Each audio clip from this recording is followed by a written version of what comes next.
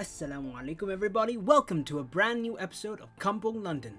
Today we'll be making Kuih Bakar Berlauk, which I like to call a Malay style Yorkshire pudding, a savoury snack that includes meat, coriander and chilli. Traditionally served in a flower shape, it is also the distant cousin to the dessert Kuih Bakar Pandan. As they say, jom pergi!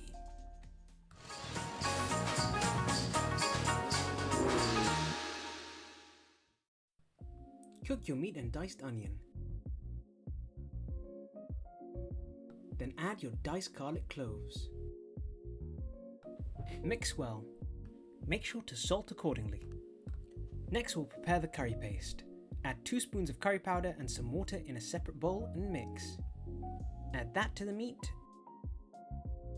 Also add a tiny bit more water.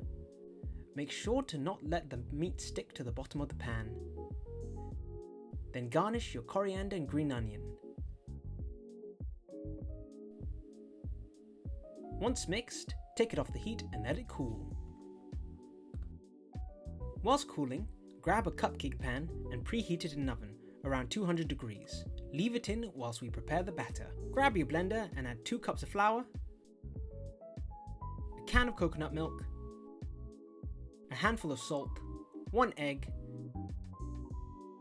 and turmeric powder for some colour. Then blend until combined. Check to see the consistency is similar to pancake batter. If too thick, add some water. If too runny, add some more flour. Also, if a bit pale, add a bit more turmeric powder. Now there are 2 ways to make Kuih Bakar, the modern way and the traditional one. For the more modern take, add some meat to your batter and mix. Take your cupcake pan out of the oven and brush some sunflower oil so the batter doesn't stick. Add your batter to the pan. Leave a bit of space on the top so the batter can rise when cooked.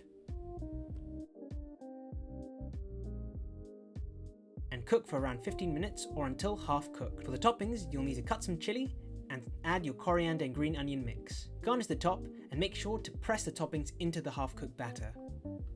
Then place them back into the oven until fully cooked. Now for the traditional way, which is similar but only place the batter alone into the pan. After half cooked, add the meat on the top, making sure to press it into the batter, as well as the toppings.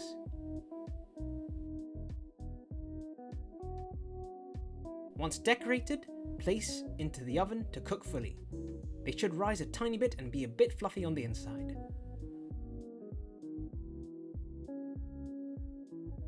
Once they're finished, plate up and serve.